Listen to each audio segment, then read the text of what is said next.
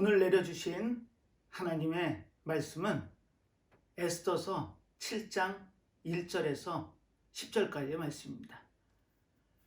오늘 말씀의 제목은 그 나무에입니다. 어쩌면 설교의 제목으로는 생소할 수 있습니다. 그 나무에.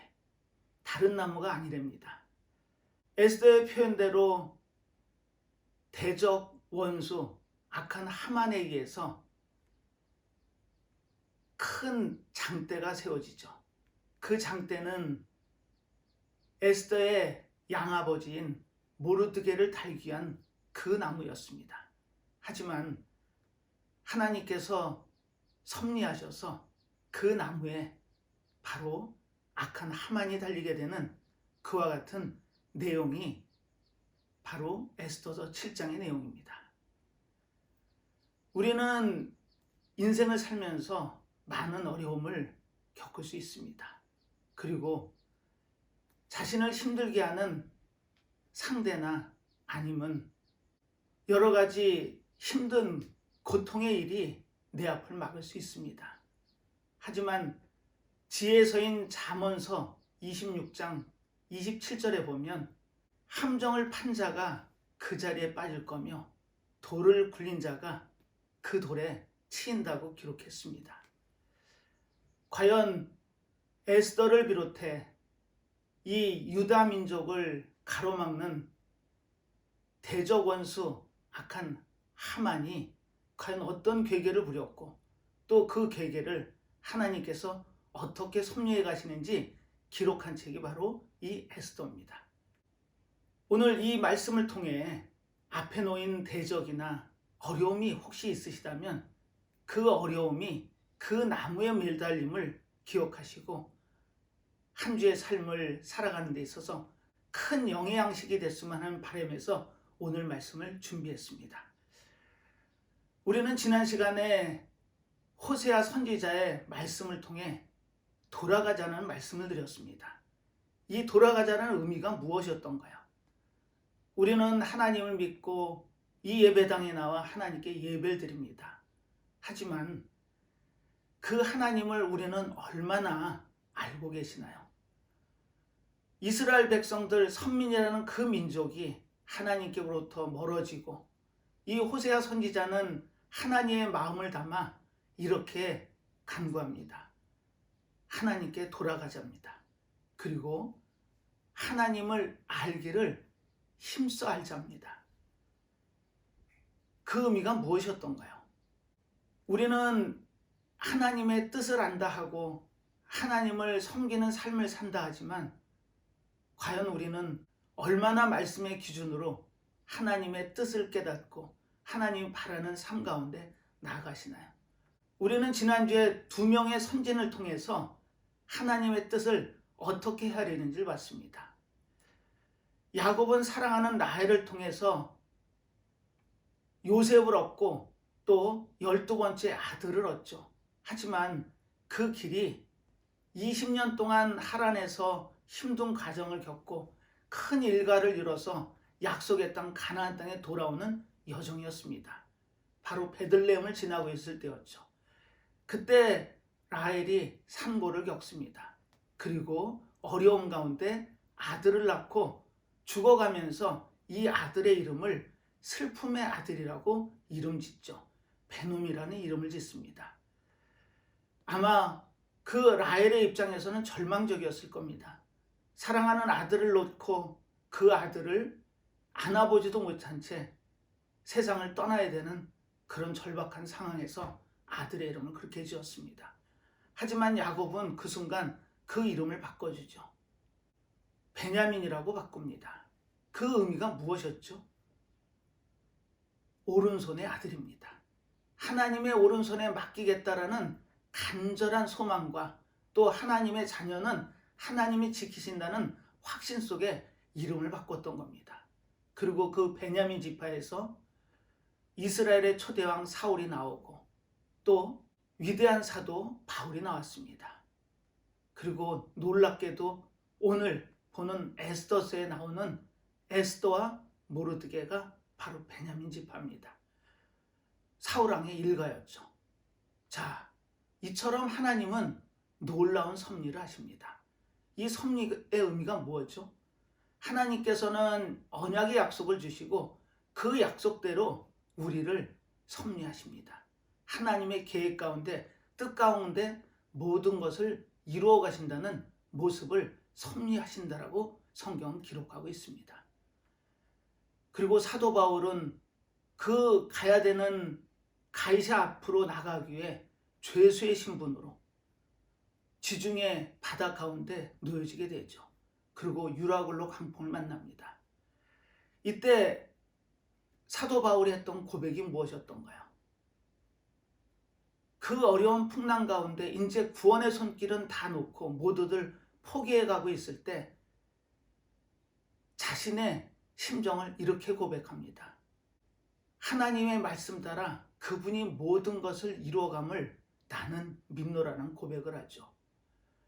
하나님의 사자를 통해서 너는 가이사 앞에 서야 되겠다라는 하나님의 언약의 약속을 듣습니다.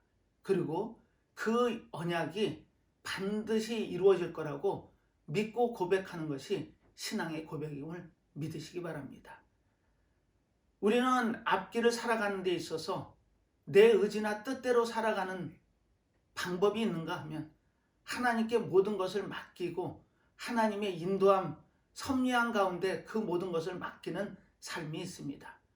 과연 우리는 어떤 삶을 선택할까요? 그 선택은 나뿐 아니고 모든 이들의 선택의 문제입니다. 오늘 이 시간 에스더서를 통해 하나님이 섭리하십니다. 그 섭리가 깨달아진다면 우리는 그분께 나의 인생을 맡기지 않을 수 없는 입장에 처지에 놓이게 될 겁니다. 오늘 보는 이 에스더서는 성경이 66권으로 이루어져 있죠. 그 중에 사람의 이름을 딴 성경이 41권입니다. 그 중에 39권은 남성의 이름으로 성경의 제목이 지어지죠. 그리고 유일하게 두 성경이 여성의 이름을 딴 성경입니다. 앞에 나오는 성경이 룻기서죠. 그리고 오늘 보는 에스더서가 여성의 이름을 따서 성경 66권에 2권으로 남기십니다. 그런데 우리는 이 룻이라는 여인과 에스더라는 여인의 삶을 비교해보면 완전히 다른 삶입니다. 오늘 보는 이 에스더는 페르시아의 4대 왕인 아하수에로, 물론 페르시아의 역사 기록이 변변치 않다 보니까 대부분의 역사학자들은 그리스에서 기록한 역사학자 헤로도투스의 기록을 참고를 많이 합니다. 거기에는 크세르크세스라는 이름으로 등장을 하죠. 바로 페르시아의 4대 왕입니다. 그 아하수에로의 왕후가 바로 에스더였습니다. 그 나라의 가장 고귀한 신분이 에스더였던 거죠. 하지만 룻은 어떤가요? 룻은 모압 여인이었습니다. 이스라엘 백성들 입장에선 가장 천한 민족으로 여겼던 그 모압의 여인이었죠. 그리고 이른 나이에 과부가 됩니다. 물론 과부가 된 시어머니 나오미와 함께 베들레헴으로 돌아오죠. 그 룻이 성경의 제목으로 등장합니다. 이 룻은 어떤 삶을 살았나요? 아마 가련하고 안쓰러운 삶이 틀림없었을 겁니다. 이스라엘 백성들은 세 부류의 사람을 가장 약한 사람으로 보고 있었죠. 바로 나그네와 과부와 고아입니다. 그래서 이스라엘 백성들은 이 세 부류의 사람들을 반드시 지키고 책임을 져야 했죠. 과부, 모압 여인, 룻이 과연 어떤 인물이길래, 어떤 모습이었길래 성경의 제목으로 등장할까요? 그 이유는 간단합니다. 그 룻을 통해서 이 땅에 오실 메시아 예수 그리스도가 그 계보에서 나죠. 보아스 사이에 오벳을 낳고 그 오벳이 이새를 낳으며 이새가 영원한 왕 다윗을 낳죠. 그리고 그 계보에서 그리스도라 칭하는 예수 그리스도가 이 땅에 오시는 겁니다. 그래서 룻이 성경의 한 권으로 기록될 수 있었던 겁니다. 오늘 보는 에스더는 과연 어떤 인물이었길래 성경의 제목으로 기록이 될 수 있었을까요? 오늘 그 현장을 가서 확인해 보겠습니다. 에스더서 7장 1절은 이렇게 기록하고 있죠. 왕이 하만과 함께 또 왕후 에스더의 잔치에 나아가니라. 이렇게 기록이 되어 있습니다. 이 기록의 내용만 보고는 우리가 어떤 배경이고 어떤 상황에서 또 에스더의 잔치가 이루어졌는지 우린 궁금할 따름입니다. 그래서 이 에스더서를 자세히 한번 들여다볼 필요가 있습니다. 성경에 보면 여호수아서부터 이 에스더까지가 역사서입니다. 그렇다면 역사적으로 있었던 사실을 그대로 기록하고 있다라는 의미가 되겠습니다. 과연 이 에스더의 배경은 언제고 또 무슨 일이 기록이 되어 있는지를 간략하게 설명을 드리고 이 본문을 본다면 아마 이해의 폭이 넓어질 수 있을 겁니다. 시대적인 배경은 BC 483년에서 BC 474년 어간, 즉 10년 사이의 일을 기록한 내용이 이 에스더서입니다. 이 에스더서에는 4명의 중요한 등장인물이 있습니다. 바로 베냐민 지파의 에스더와 모르드게, 그리고 페르시아의 4대왕 아하수에로, 그리고 아하수로 왕의 측근 중의 측근, 오른팔이었던 하만이 등장을 합니다. 그런데 이 하만의 배경을 보면 놀랍습니다. 아각 사람 하무다다의 아들 하만으로 기록이 되어 있죠. 그렇다면 우리는 이 역사적인 사건에서 한 가지 앞으로 가서 과거에 있었던 역사적인 사건을 통해 과연 하나님이 어떻게 섭리하는지를 보겠습니다. 이 에스더서에는 하나님이라는 이름이 한 번도 등장하지 않죠. 물론 성전, 예배, 어느 것도 등장하지 않습니다. 그래서 마틴 루터는 이렇게 얘기했죠. 신약에서는 야고보서를 지푸라기 복음이다 해서 폄하하고 또 구약에서는 이 에스더서를 성경에서 빼도 되겠다라고 이야기했던 부분이 있습니다. 하지만 이 에스더서의 내용을 정확하게 이해를 하고 그 배경을 안다면 아마 그 이야기는 틀린 것이 됨이 분명할 겁니다. 에스더서는 분명한 역사서고 하나님의 이름이 존재하지 않지만 하나님의 그 섭리가 어떻게 역사를 이끌어가는지 배경을 찾아본다면 분명하게 하나님이 쓰신 하나님의 책임이 분명함을 고백해 될 겁니다. 자, 배경을 한번 볼까요? 여기서 등장하는 아하수르에는 페르시아 제국의 4대 왕입니다. 페르시아가 어떤 나라인가요? 바로 이란 고원에서 시작한 바사라는 나라가 메데아라는 큰 나라를 흡수하게 되죠. 그래서 생긴 나라가 메데바사 페르시아입니다. 그 초대왕은 우리가 성경에서 잘 아는 고레스입니다. 이 고레스는 바벨론의 포로로 끌려와 있던 이스라엘 백성들을 BC 536년에 예루살렘으로 돌려보내고 성전을 건축하게끔 했던 인물이 분명하죠. 그때 이 리디아가 소아시아에 있던 제국이었습니다. 아마 메디아하고 인척감이 분명했죠. 그래서 이 페르시아에게 메디아를 내놓으라고 얘기합니다. 그래서 전쟁이 있었죠. 그 전쟁에서 물론 고레스가 승리합니다. 그리고 인도에서 구스, 즉 에티오피아까지 아우르는 127도, 즉 127개의 지방을 아우르는 거대 제국으로 쓴 게 페르시아입니다. 그런데 이 페르시아가 유럽을 호시탐탐 노리다 그리스를 침공하게 되죠. 3대왕 다리우스 1세 때의 얘기입니다. 바로 BC 490년에 이 그리스와 페르시아 간에 커다란 전쟁이 일어납니다. 바야흐로 유럽과 아시아의 전쟁이 시작된 거죠. 그 전쟁에서 이 페르시아가 패하게 됩니다. 그 전쟁의 현장은 마라톤 평원이었죠. 그 전쟁에서 진 다리우스 1세는 다시 전쟁을 준비합니다. 하지만 66세란 나이에 중간에 사망을 하게 되죠. 2차 원정은 떠나보지도 못합니다. 그리고 그 2차 원정을 받아서 준비한 인물이 바로 헤로도투스가 기록한 크세르크세스라는 아수르 왕이 유럽을 2차로 침공하게 되는 거죠. 그때 그 유명한 테르모필레 전투가 있습니다.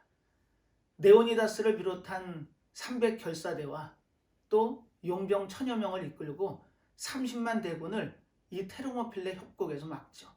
하지만 불멸대가 후방을 돌아와서 포위가 되면서 전멸하게 되는 사건이 벌어집니다. 하지만 그 사건으로 전쟁의 양상이 바뀌죠.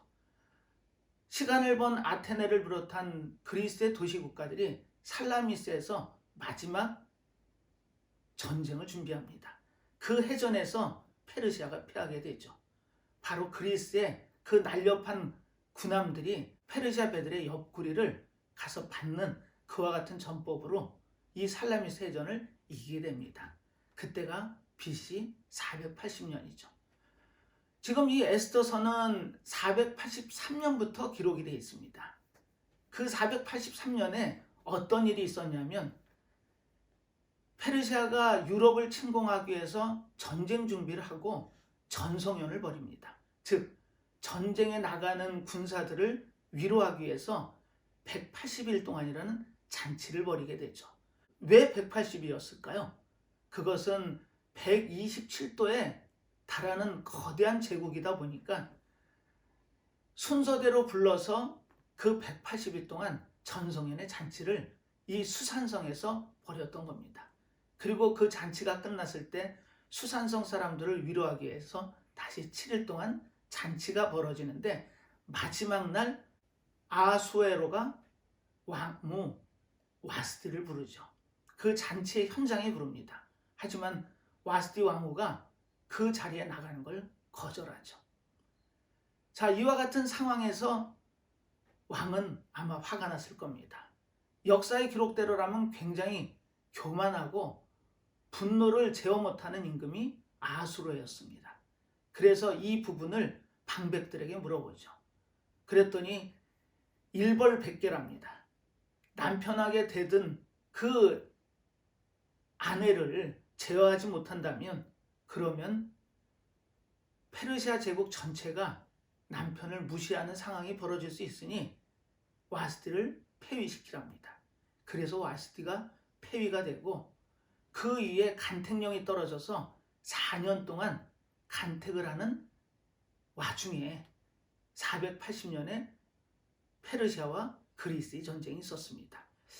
제가 왜 이 하나님의 섭리라고 말씀을 드렸냐면 이 역사적인 사건에 하나님은 하나님의 계획을 섭리하시게 되는 겁니다. 자, 그 섭리가 어떤 섭리인지 볼까요? 와스티라는 왕후가 폐위가 되고 왕후를 간택하는 간택령이 4년 동안 발효됩니다. 그러다가 BC 479년에 바로 에스더가 아수르 왕의 왕으로 간택이 됐던 겁니다. 아마 1000명 이상은 봤다라는 기록을 보면 아마 어려운 과정을 겪었음이 분명합니다. 하지만 그 당시에 왕후를 책봉할 때 반드시 지켜야 할 규칙이 있었습니다. 자국 사람이든가 아니면 페르시아와 동맹국이었던 6개국에서 왕후를 선택했어야 됩니다. 하지만 그 양아버지인 모르드게가 너의 민족이 어디인지를 밝히지 말라고 신신당부를 하죠. 그래서 에스더는 자신이 유다 민족임을 숨기고 이 페르시아의 왕후가 됐던 겁니다. 자, 이런 상황인데 여기에 등장인물이 한 명 더 등장을 하죠. 바로 하무다다의 아들 하만이 아각 사람이랍니다. 우리는 여기서 역사적인 현장을 한번 찾아볼 필요가 있습니다. 우리가 이 땅을 살면서 어려움 가운데 승리하기 위해서는 반드시 마음속에 새겨야 될 것이 있습니다. 작은 잘못이라도 범하면 안 된다라는 교훈을 우리는 출애굽에서 얻게 되죠. 출애굽 17장 현장에 가서 보면 출애굽한 이스라엘 백성들이 홍해를 건너 시내산으로 가는 마지막 여정이 르비딤이었습니다. 그곳에 도착했을 때 그 앞을 가로막는 대적이 있었죠. 바로 아말렉이었습니다. 그 아말렉과의 전투가 벌어지죠. 그때 하나님은 모세와 함께 하셔서 모세가 손을 들면 그 전쟁이 승리를 하고 손이 떨어지면 전쟁에 패하는 그와 같은 상황이 벌어집니다. 같이 갔던 아론과 훌이 양손을 붙잡아주고 여호수아가 나가서 전쟁을 합니다. 그리고 그 전쟁은 이스라엘의 승리로 귀결이 되게 되죠. 자, 이와 같은 상황에서 하나님께서는 이렇게 선언하십니다. 나의 백성을 앞길을 막은 대적 아말렉과 내가 대대로 싸우리라고 약속을 하시죠. 그런데 사무엘상 15장에서 이스라엘의 초대왕 사울이 하나님의 명을 어깁니다. 그런데 그 명을 어긴 내용을 보면 어쩌면 사소한 것일 수도 있습니다. 하나님께서는 아말렉을 진멸하라고 명을 하시죠. 하지만 사울은 아각, 즉 아각이라는 것은 애굽에 바로가 있고 로마 제국의 시저, 황제가 있듯이 아말렉은 왕이 아각입니다. 그 아각을 사로잡고 죽이질 않죠. 그리고 눈에 보기 좋은 것을 챙기기 시작합니다. 그걸 본 사무엘이 대노를 하게 되죠. 그리고 하나님의 마음이 사울에게서 떠났다라는 그와 같은 놀라운 선포를 합니다. 자, 우리는 이 현장을 기억해야 됩니다. 사울은 분명하게 하나님의 명을 성실히 수행하는 모습을 채택합니다. 진멸은 하되 좋은 것은 뒤로 감추는 그와 같은 우를 범하죠. 아마 사울은 그랬을 겁니다. 이런 잘못을 저지르면서도 이쯤이야 하는 그런 안일한 생각을 했을 수 있습니다. 그리고 핑계를 대죠. 하나님의 제물로 준비한 거라고. 하나님께서는 그 제물보다 하나님을 경외하고 하나님께 충성하길 바라셨지만 사울은 그러지 못했죠. 자, 그런데 500년이 흐른 이국 땅 페르시아에서 이 역사적인 사건을 통해 다시금 그 사건을 각인시키십니다. 베냐민 지파에서 이스라엘 초대왕 사울이 나오죠. 그 사울의 후손이 모르드게입니다. 이 모르드게가 바벨론의 느부갓네살 왕에 의해서 2차 포로로 끌려갈 때 여고냐 임금 때의 일입니다. 그때 모르드게의 선조들이 끌려가죠. 그리고 바벨론에서 이 모르드게를 비롯해 에스더가 이 땅에 태어났던 겁니다. 포로의 신분으로 끌려와서 이국 땅에서 태어났는데 BC 475년에 하만이 이 페르시아의 총리로 쓰죠. 대신 중에 대신의 위치에 섰던 겁니다. 하만은 무소불위의 권력을 갖죠. 아하수에로로부터 인장을 받아 자신이 원하는 건 다 할 수 있는 위치에 있게 됩니다. 그런데 한 사람 눈에 가시 같은 인물이 등장을 하죠. 바로 성문을 지켰던 모르드게였습니다. 이 모르드게는 다른 사람들이 전부 하만에게 절을 할 때 유일하게 절을 하지 않았습니다. 그 이유는 간단했죠. 하나님의 백성은 아말렉 족속에게 머리를 숙일 수 없었던 겁니다. 바로 아말렉의 왕족 출신인 하만에게 절대 절을 할 수 없었죠. 그리고 자신의 신분을 밝힙니다. 나는 유다인이라고. 하나님의 백성이라는 걸 공공연하게 밝혔던 겁니다. 이 이야기를 전원을 전해 들은 하만은 얼마나 화가 났을까요? 그래서 모르드게뿐 아니고 이 모르드게가 속한 유다 민족을 멸절시키기로 계획을 짭니다. 그리고 아하수르 왕에게 이렇게 전언을 전하죠. 한 민족이 있는데 왕께 반역할 그와 같은 민족이고 왕의 명령에 전혀 복종치 않는 민족이 있다고 그 민족을 본보기 삼아 전부 멸해야 된다고 이야기를 합니다. 그때 아하수에로는 하만의 의견대로 그렇게 하라고 승낙을 하죠. 그리고 부르 제비를 통해서 뽑힌 날이 BC 474년 아달월 12월 13일이라는 날짜가 제비를 통해 뽑아집니다. 그날 하루 동안 페르시아 127도에 있는 유다인 모두를 죽이라는 명령이 왕의 이름으로 127도에 전해지게 되죠. 그래서 이와 같은 사단이 났던 겁니다. 그때 모르드게가 이와 같은 절박한 상황에서 에스더에게 전언을 보냅니다.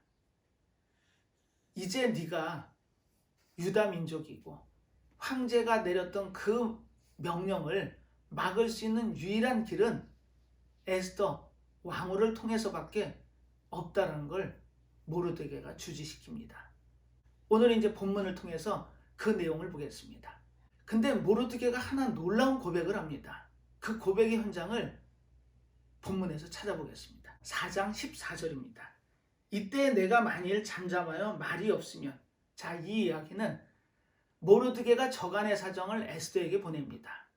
하만이 그 유다 민족을 멸절시키기 위해 이와 같은 왕의 칙령을 127대에 보냈는데 이것을 막을 수 있는 사람은 에스더, 즉 모르드게의 수양딸이며 혈족간으로는 사촌지간인 에스더 왕후에게 이와 같은 내용을 상세히 전했던 겁니다. 하지만 이 에스더가 왕 앞에 서는 것이 두려워 그 일을 못하게 된다면 하나님께서는 다른 방법을 섭리하셔서 이 민족을 구할 거라는 확신을 모르드게는 가지고 있었습니다. 본문은 이렇게 증언하죠. 이때 내가 만일 잠잠하여 말이 없으면 유다인은 다른 데로 말미암아 노임과 구원을 얻으려니와 너와 내 아비집은 멸망하리라. 내가 왕후의 위를 얻은 것이 이때를 위함이 아닌지 누가 아느냐. 이렇게 하나님의 섭리를 설명했던 겁니다. 사실 이 에스더서에는 하나님이라는 이름이 한 번도 등장하지 않죠. 하지만 이 역사적인 사건을 쭉 유추해 보건대 하나님이 계획하시고 섭리하지 않으신다면 이와 같은 일들은 일어나기 쉽지 않았을 겁니다. 500년 전에 사울과 아각 사이의 일이 500년 뒤 이국 땅에서 노예 신분으로 잡혀왔던 그 이스라엘 백성과 또 이 페르시아의 실권을 쥔 아각 사람 하만에 의해서 다시 재현되고 있었던 거죠. 그런데 이제는 입장이 정반대가 됩니다. 하만은 왕의 명령을 받아 이 유다 민족을 아달월 12월 13일 날 멸절시킬 수 있는 그와 같은 칙령을 받아냈던 거죠. 유다 민족은 굉장히 위기감을 느꼈을 겁니다. 아니요, 아마 절망이 찾아왔겠죠. 그때가 아비벌이었으니까 이제 11개월 남짓이면 이 땅에서 죽어야 되는 그와 같은 상황에 놓였던 겁니다. 이와 같은 상황에서 이 유다 민족은 어떻게 해야 될까요? 그런데 하나님은 이 유다 민족의 살 길을 여셨던 겁니다. 에스더를 통해서 이 아수르의 왕의 마음을 돌리기로 섭리하고 계셨던 거죠. 1절에 왕이 하만과 함께 또 왕후 에스더의 잔치에 나아가니라. 자, 이 배경은 이렇습니다. 모르드게를 통해서 저간의 내용을 다 전해들은 에스더는 모르드게에게 이렇게 제안을 합니다. 수산성, 그 페르시아 수도 안에 살고 있는 모든 유다인들에게 3일 동안 금식을 하고 하나님께 간구하는 기도를 드리라고 간청을 하죠. 그리고 본인도 왕궁에서 그렇게 하겠답니다. 그래서 3일 동안 금식을 하고 하나님께 간구하는 기도를 드리고 나서 그리고 3일째 되는 날 왕 앞에 서게 되는 거죠. 그 당시에 불문율은 이렇죠. 왕이 부르지 않았는데 그 앞에 가는 것도 죽음이었고 왕이 불렀는데 그 앞에 오지 않은 것도 죽음이었습니다. 왕후를 죽일 수는 없었죠. 그래서 와스디가 폐위가 됐던 겁니다. 그리고 그 자리를 하나님의 섭리로 유다 사람 베냐민 지파 에스더가 그 자리에 올랐던 거죠. 하지만 3일째 되는 날 용기를 내서 아수르의 왕의 앞에 가서 섰던 겁니다. 자, 이와 같은 상황에서 과연 하나님은 어떻게 섭리하셨을까요? 잠언 21장 1절에 보면 이렇게 기록이 되어 있습니다. 왕의 마음은 하나님의 보와 같아서 하나님께서 마음대로 그 물꼬를 바꾸실 수 있다라는 잠언의 지혜서의 기록이 있죠. 그 내용은 아무리 페르시아 제국의 왕일지라도 하나님의 계획과 섭리 가운데 그 보의 물을 어디든지 물꼬를 바꿀 수 있는 분이 하나님을 잠언서의 기록으로 남겼던 겁니다. 자, 보의 물이 어떻게 바뀌었을까요? 에스더가 그 아수르의 왕의 앞에 섰을 때 아수르가 금줄을 내밉니다. 이 금줄을 내민다는 얘기는 죽음에서 벗어났다는 면죄부를 주는 거죠. 그리고 그 앞에 나아가 간절하게 청을 합니다. 그때 아수르는 이 에스더에게 두 가지를 물어봅니다. 내가 갖고 있는 소원이 무엇이냐? 요청이 무엇이냐? 그 모든 것을 이 페르시아 제국의 절반을 달라 해도 내가 들어주겠다는 약조를 합니다. 하지만 에스더는 그 자리에서 자신의 생각을 밝히지 않죠. 그리고 왕과 이 대적 원수 악한 하만을 초대를 했던 겁니다. 잔치를 열 테니 왕과 하만만 참석하랍니다. 그 자리에 왕과 하만이 참석을 하죠. 그런데 왕이 다시 에스더에게 묻습니다. 과연 나에게 요구하는 것이 무엇이고 소원이 무엇이냐고 물어보죠. 하지만 에스더는 지혜로운 여인이라 한 번 더 텀을 둡니다. 그리고 내일 다시 내가 잔치를 열 테니 내일 한번 다시 오시면 그러면 자신의 소원과 요청을 왕에게 하겠다고 약조를 하죠. 아마 그 이야기를 들은 아수르의 왕은 굉장히 궁금했을 겁니다. 아마 꼭 들어줘야 되는 굉장히 어려운 요구일 수도 있겠다 생각했을지 모르지만 그 요구를 들어주겠다는 마음으로 가죠. 오늘의 말씀의 제목은 그 나무에입니다. 과연 이 나무에라는 의미가 어떤 의미인지 이제 우리는 그 현장을 한 번 더 보겠습니다. 하만은 왕후의 초대를 통해서 왕과 함께 그 잔치자리에 들어갔다 나왔죠. 아마 으쓱했을 겁니다. 그리고 그 제국의 모든 권한을 한 손에 쥐고 있는 하만 입장에서는 아마 왕후까지 나를 인정했다라는 그런 생각을 가졌겠죠. 그래서 자신의 처와 친구들을 불러놓고 이 내용을 자랑합니다. 자, 그 상황에서 유독 마음에 걸리는 인물이 하나 있죠. 성중에서 자신에게 절하지 않는 모르드게가 다시 생각이 났던 겁니다. 그래서 이 모르드게를 어떻게 하면 좋겠냐고 이야기를 하자 다음날 일찍 들어가서 왕에게 이 모르드게를 장대에 달겠다라는 허락을 받으라고 조언을 합니다. 그래서 정말 50규빗이 넘는 장대가 쓰게 되죠. 지금의 도량형이라면 22m가 넘는 그와 같은 거대한 장대였습니다. 그리고 아침에 마침 왕 앞에 섰던 거죠. 그때 놀라운 반전이 일어납니다. 모르드게가 성중에 있을 때 성문에서 왕의 문전내시들이 하는 모반을 에스더를 통해서 고변한 일이 있었죠.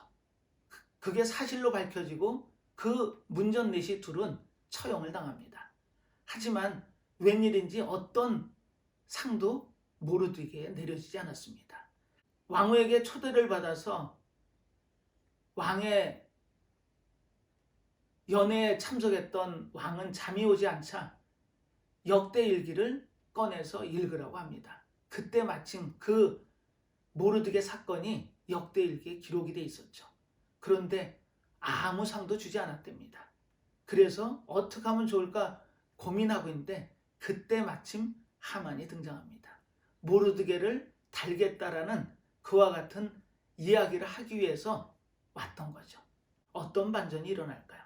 하나님께서는 이와 같은 상황을 섭리하셔서 이 상황을 역전을 시키십니다. 그리고 하만이 이 모르드게를 왕의 옷을 입히고 왕의 말을 타고 충성된 사람이라고 모든 성중에 돌아다니면서 고백해 했던 겁니다. 하만은 집에 돌아와 이 사건을 이야기합니다. 그리고 곧 넷에 의해서 두 번째 잔치 현장에 불려나갔던 겁니다. 2절입니다. 왕이 이 둘째 날 잔치에 술을 마실 때에 다시 에스더에게 물어 가로되 왕후 에스더여 그대의 소청이 무엇이뇨 곧 허락하겠노라 그대의 요구가 무엇이뇨 곧 나라의 절반이라 할지라도 시행하겠노라. 이렇게 재차 3번에 걸쳐서 물어봤던 겁니다. 이때 에스더가 이렇게 고백을 하죠. 왕후 에스더가 대답하여 가로되 왕이여 내가 만일 왕의 목전에서 은혜를 입었으며 왕이 선히 여기시거든 내 소청대로 내 생명을 내게 주시고 내 요구대로 내 민족을 내게 주소서라는 소원과 요청을 했던 겁니다. 그리고 자신이 처하게 된 이유를 설명하게 되죠. 그런데 왕은 이렇게 되물어 봅니다. 왕후를 비롯해 왕후의 민족을 말살하는 인물이 누구냐고. 그때 에스더가 이렇게 고백을 합니다. 그 대적 원수는 이 악한 하만이라고. 그 이야기를 듣는 순간 모든 상황이 정리가 됩니다. 하만은 두려워 떨고 있었죠. 왕은 그 자리를 피합니다. 자신의 오른팔이라고 여겼던 하만이 자신의 왕후를 죽이려고 했다라는 그 이야기를 듣고 그 자리를 피하죠. 이때 사단이 납니다. 아마 하만의 분별력이 완전히 떨어졌음이 분명합니다. 왕후에게 달려가서 살려달라고 간청을 하죠. 왕과 왕후 앞에는 부르기 전에는 나설 수도 없을 뿐더러 심지어는 성경의 기록대로라면 이 에스더가 앉았던 의자에 가서 엎어졌던 겁니다. 이 상황을 정리하기 위해서 왕이 다시 돌아왔는데 그와 같은 사단이 났던 거죠. 어떤 느낌이었을까요?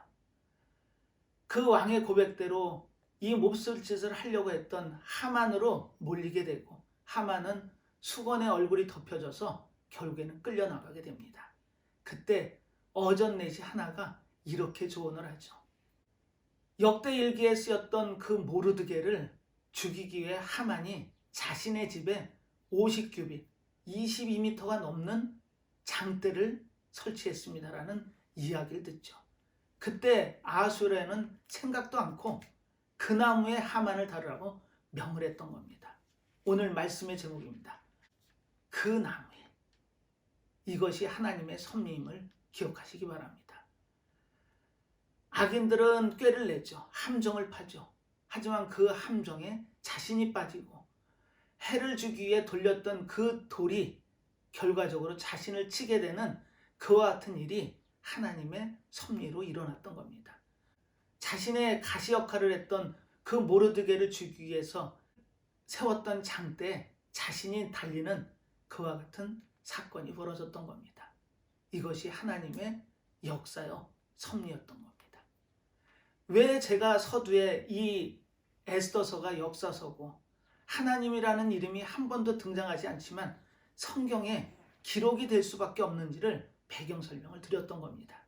자, 우리는 이처럼 에스더나 모르드게처럼 어쩌지 못하는 상황에서 절박한 상황에서 또 하만 같은 대적 원수 악한 하만을 통해서 어려움을 당하고 계시나요?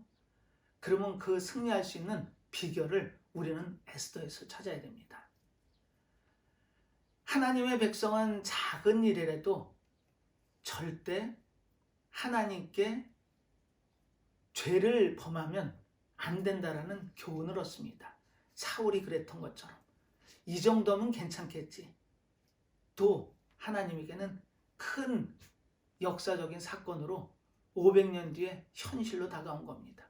그때 남겨놨던 그 아각 사람이 이 유대 민족을 멸절할 수 있는 그 위기에 처하게 됐던 거죠. 그리고 또 있습니다. 교만의 자리에 갔던 이 하만이 결국엔 자신의 분노를 감당치 못하고 자신이 세웠던 그 장대에 매달린 것처럼 우리는 교만의 자리나 분노의 자리에 절대 들어가서는 안 됩니다. 그리고 또 하만이 갖고 있었던 게 있었죠. 탐심이었습니다. 모든 것을 갖고자 하는 그 욕심, 우리는 그 욕심에서 자유로울 필요가 있습니다. 혹자는 이렇게 얘기합니다. 행복해지기 위해서는 가진 것을 늘려가는 방법도 있지만 갖기를 원하는 것을 그 마음을 줄여갈 필요도 있다고. 어느 선택을 하시겠습니까? 가진 것을 늘리기가 어렵다면 원하는 것을 줄여가는 것도 한 방법임을 기억하시기 바랍니다. 그리고 이 에스더와 모르드게는 하나님의 승리, 하나님께서 주시는 승리를 확신하고 있었습니다. 우리의 삶이 힘들고 어려울 때마다 승리의 확신이 흐려지시나요? 그렇다면 이 에스더서에 나와 있는 하나님의 섭리를 기억하시기 바랍니다. 하나님은 반드시 하나님의 계획대로 섭리하시는 분입니다. 그리고 거꾸로 이 유대인들을 멸절하기로 했던 BC 414년 아달월 12월 13일 날 반대로 유대인을 죽이려고 했던 그 모든 아각 사람들이 처형되기 시작하죠. 페르시아 전역에서 일어났던 일입니다. 그리고 그날을 기억하기 위해 아달월 14일, 15일을 불임절로 지키죠. 이 불임절의 의미는 간단합니다. 세 가지를 기억시키시죠. 첫 번째는 하나님이 이 이스라엘 백성들을 구원하셨다라는 그 구원의 감격을 마음속에 새기랍니다. 그리고 두 번째, 그 감격을 서로 나누고 서로 격려하랍니다. 그리고 세 번째, 그 감격을 가지고 어렵고 힘듦에 빠진 가난한 자들을 돌보랍니다. 이것이 교회의 존재의 이유입니다. 우리는 교회 예배당에 나와 예배를 드리고 감격에 빠져서 그것을 우리들만의 리그로 삼아서는 안 됩니다. 구원의 감격을 간직하고 또 서로 그 구원의 감격을 나누며 의지하고 격려하는 거 좋습니다. 하지만 그 사랑이 가난한 자에게 흘러가게 하랍니다. 그것이 불임절의 의미였던 겁니다. 사랑하는 믿음의 성도 여러분, 우리 앞에 놓인 문제들로 힘들어하실 때마다 이 불임절의 의미를 기억하십시오. 제비를 뽑아 죽을 수밖에 없는 그 날짜까지 받아놓은 하나님의 백성, 이스라엘 백성들이 어떤 입장이었고 처지였을까요? 아달월 12월 13일이 다가오지 않기를 고대했을 수 있습니다. 하지만 시간은 어느 누구도 막을 수가 없죠. 그 시간이 점점 다가올 때마다 그 하나님의 백성들은 삶의 의미가 점점 희박해졌을 겁니다. 구원의 기대도 점점 약해졌겠죠. 하지만 하나님의 섭리로 이 페르시아의 왕으로 에스더를 세워놓으시고 또 모르드게의 지혜로 그 고난과 역경을 넘어가게 하셨던 겁니다. 그 장대의 의미가 뭐였던가요? 하만은 자신의 잘못으로 그 장대에 매달립니다. 하지만 성경 곳곳에 보면 이 장대의 의미가 등장을 하죠. 바로 신약에선 예수 그리스도가 짊어지셨던 그 십자가의 의미였던 겁니다. 예수 그리스도께서 우리의 죄를 대신하셔서 죽으심의 현장으로 가셨던 그 십자가, 그 십자가의 의미를 통해 우리는 새로운 삶을 얻게 되는 겁니다. 모르드게를 죽이고 이스라엘 백성들을 멸절시키기 위해 계획했던 그 악한 하만의 계획가 하나님의 섭리로 무너지게 됐던 겁니다. 그리고 그 장대에 자신이 달리게 되는 그와 같은 반전이 일어나죠. 하나님의 역사입니다. 이 에스더서가 하나님이라는 그 부름이 없이도 하나님의 섭리를 통해 그 역사를 통해 이 이스라엘 백성들을 살리신 것처럼 하나님께서는 우리를 반드시 살리실 겁니다. 시편 37편의 기록대로 내 앞에 놓인 대적이 너무 크고 힘들고 어려울 때 어느 순간 하나님은 신속히 그 대적을 멸해 주실 거라는 약속을 주십니다. 그리고 우리가 찾아도 볼 수 없는 그와 같은 하나님의 섭리로, 역사로 그 하나님의 백성의 어려움을 걷어내시겠답니다. 우리는 이 에스더서에 나와 있는 그 나무를 기억하십시오.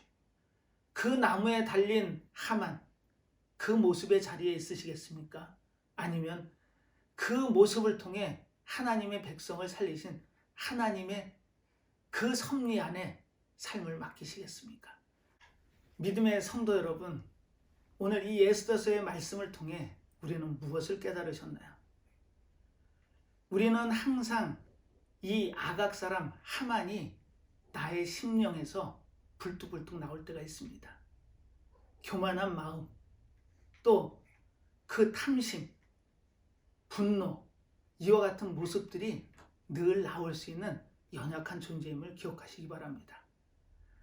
우리의 삶 가운데 하나님께서 주시는 그 섭리는 우리가 그 모든 것을 이겨낼 수 있는 지혜 또한 주셨음을 기억하시기 바랍니다. 이 에스더서가 2500년 전에 있었던 그 역사적인 현장이라는 그 의식만 갖지 마시고 오늘의 삶을 사는 하나님의 백성이요 자녀인 우리가 과연 어떤 영적인 삶을 살아야 되는지를 깨닫는 귀한 밑거름이 됐으면 하는 바람 간절합니다. 오늘 힘들고 어려우신 하나님의 백성들에게 사도 바울은 로마서 8장 37절에 이렇게 증언합니다. 그러나 이 모든 일에 우리를 사랑하시는 이로 말미암아 우리가 넉넉히 이기느니라. 우리 앞에 혹시 환난이나 곤고, 핍박, 기근, 적신, 위험, 칼이 우리 앞을 막고 계십니까? 그 막음이 바깥의 적일 수도 있고 내 안의 적일 수도 있습니다.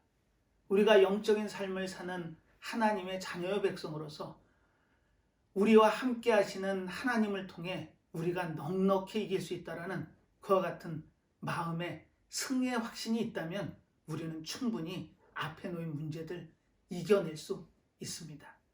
하나님께서는 그 섭리를 통해 에스더를 통해 이스라엘 백성들을 살리신 것처럼 오늘을 살고 있는 우리의 삶을 책임지고 승리의 길로 인도하실 줄 믿습니다. 기도하겠습니다. 하나님 아버지, 이 땅을 살아가면서 저희들 많은 어려움과 힘든 가운데 대적 원수 악한 하만을 통해 많은 어려움 겪을 수 있습니다. 하지만 하나님의 섭리로 그 나무에 악한 하만을 다신 것처럼 우리의 이 고통의 삶이 하루아침에 그 나무에 달리는 하만의 모습을 통해 그 문제들이 해결될 줄 믿습니다. 저희들의 영적인 삶 가운데 힘들고 어려울 때 또 내 안에 나오는 그 교만과 분노, 탐욕, 이 모든 것을 이길 수 있는 영적인 힘을 주시고 매 순간 우리 앞을 막는 그 어려움을 이겨낼 수 있는 승리의 확신과 용기를 더하여 주시옵소서. 오늘도 하루의 삶을 이끌어 가시며 책임지시고 늘 인도하심을 믿고 감사드리며 예수님의 이름으로 기도드리옵나이다. 아멘.